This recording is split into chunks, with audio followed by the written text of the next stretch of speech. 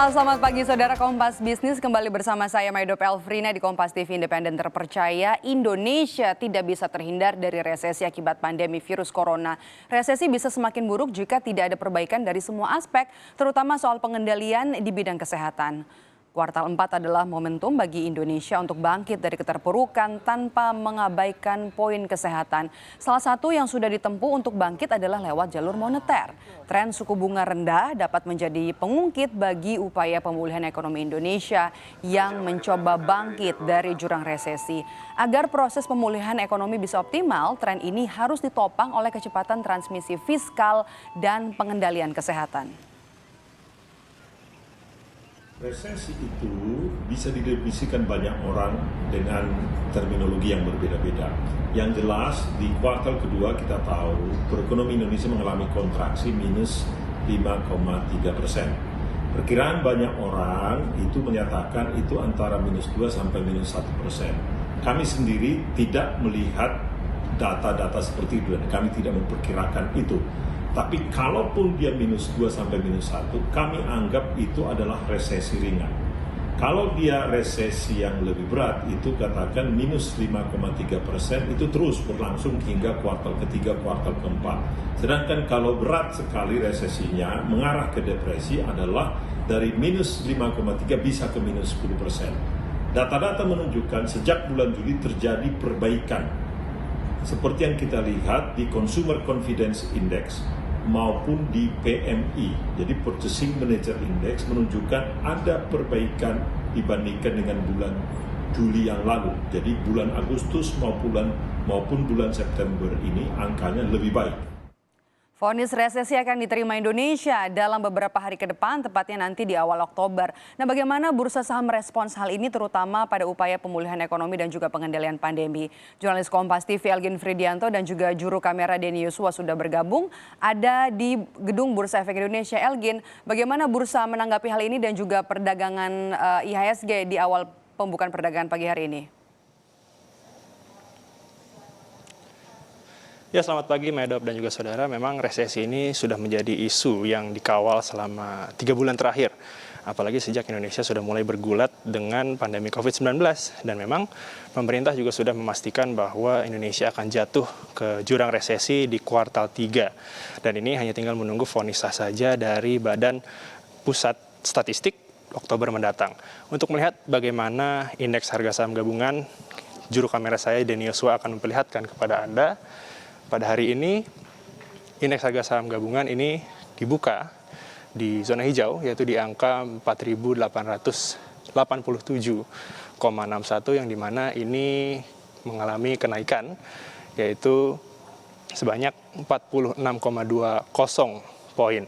Dan memang di level 4.887 ini berbanding cukup jauh dengan hari pertama PSBB, yaitu di 14 September 2020 yang sempat dibuka di zona hijau juga di level 5.000. Dan memang saat ini berbicara terkait resesi, kita lihat bahwa kita lihat terlebih dahulu data terkait dengan pertumbuhan ekonomi Indonesia di kuartal 2 yang dibandingkan juga dengan negara-negara yang ekonominya setara dengan Indonesia atau bisa dibilang negara peer. Jika dilihat pertumbuhan ekonomi Indonesia di kuartal 2 ini yaitu sebanyak minus 5,32%, India di minus 23,9%, Malaysia minus 17,1%, Filipina minus 16,5%, Singapura minus 12,6%, Thailand minus 12,2%. Dan jika dilihat memang pertumbuhan ekonomi Indonesia di minus 5,32% ini terbilang cukup tinggi dan berbeda jauh dengan prediksi pemerintah yang mengira bahwa pertumbuhan Indonesia ini akan terkontraksi di angka minus 4,3%. Dan sebenarnya Maidop dan juga saudara, yang menjadi fokus kita ini sebenarnya bukan apakah Indonesia akan masuk ke jurang resesi. Karena seperti yang kita ketahui, Kompas TV juga memang mengawal isu ini, dan resesi sendiri ialah lagging indicator di mana angka masa lalu yang secara historikal memang dirilis secara terlambat. Dan yang menjadi fokusnya ialah bagaimana cara kita bisa bangkit di masa resesi nanti. pelaku pasar saham ini sudah mendorong pemerintah dan juga masyarakat luas ini untuk bisa menanggulangi pandemi COVID-19 ini secara bersama-sama, Maidop dan juga saudara. Karena memang sebagai informasi, pandemi COVID-19 ini bukan permasalahan pemerintah Indonesia saja, tetapi dunia. Dan lanjut kita akan melihat persepsi investor asing di mana pengendalian ini di Indonesia masih lemah. Dan ini merupakan salah satu alasan mengapa dana asing ini konsisten keluar dari pasar saham selama sebulan terakhir, bahkan selama 1 tahun terakhir. Dan jika dilihat bahwa penjualan 24 September kemarin saja, ini ada sekitar 498,35 miliar. Dan 1 pekan terakhir itu ada 2,67 triliun, 1 bulan terakhir ada 16,4 triliun, awal tahun ada 41,38 triliun, 1 tahun terakhir itu menyentuh 50,44 triliun.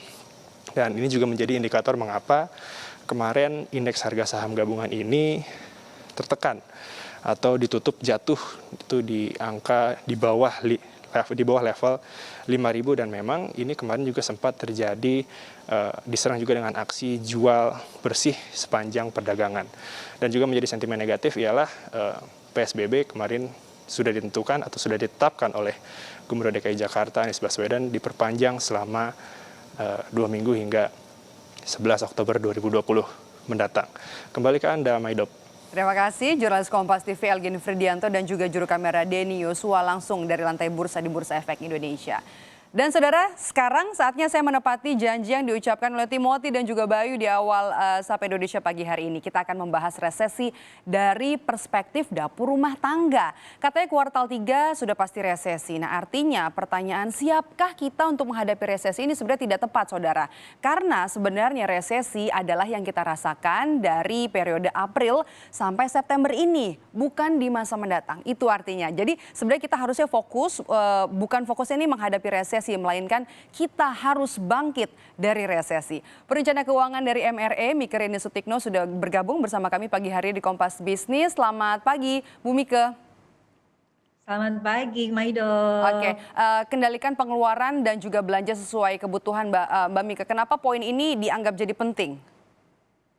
Ya, kalau kita mau bangkit dari resesi itu, kita sebenarnya mesti balance ya. Konsumsi rumah tangga perlu tetap berjalan, karena bagaimanapun keluarga kita memerlukan kebutuhan-kebutuhan yang harus dipenuhi, mulai dari belanja dapurnya, sampai pendidikan anak, sampai masa depan. Nah, semuanya itu kan memerlukan kita untuk bisa membeli, menggunakan berbagai produk dan layanan, baik barang maupun jasa ya.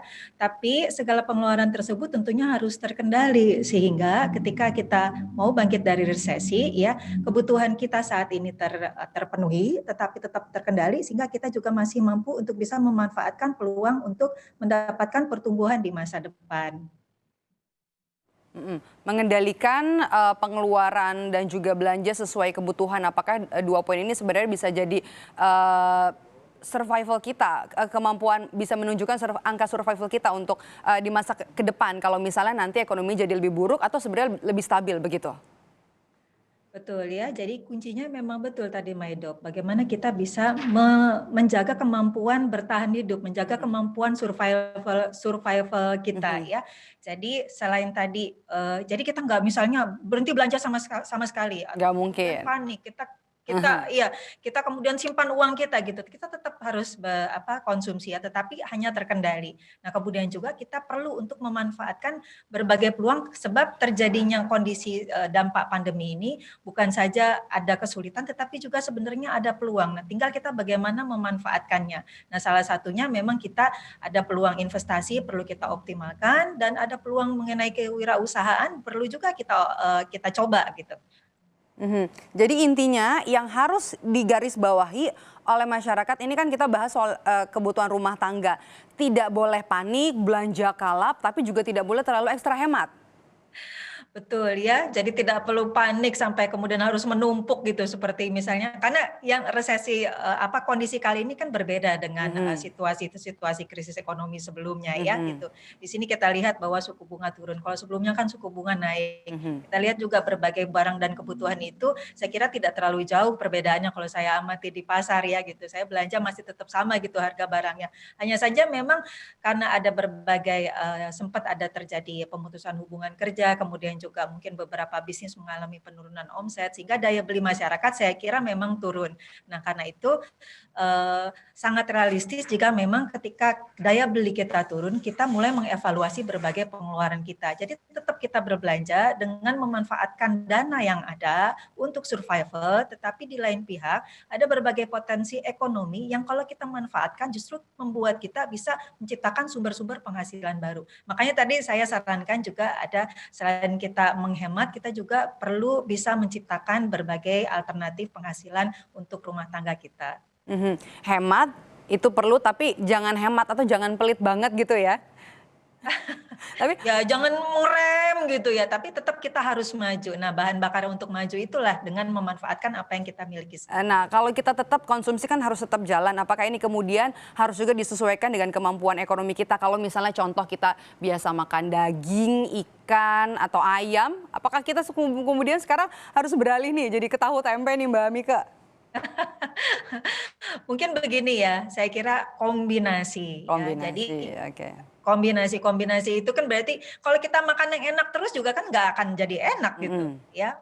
Kan kita juga mengenal adanya puasa, kemudian juga sebenarnya lebih kepada makanan sehat ya. Makanan sehat itu tidak harus mahal, tidak harus daging terus, tapi kombinasi aja. Nah itu sebenarnya lebih kepada bagaimana kita bisa, kalau ibu-ibu rumah tangga yang merangkai menu yang memenuhi kecukupan gizi dari keluarganya. Dan Itu itu Maidop tidak harus mahal. tidak harus mahal ya. Nanti kita akan masih bahas lagi bangkit dari resesi tapi dari perspektif atau sudut pandang rumah tangga. Nanti kami akan kembali kita lanjutkan perbincangan ini bersama dengan perencana keuangan dari MRE Mike Rini Sutikno. Usai jeda bersama kami di Kompas Bisnis.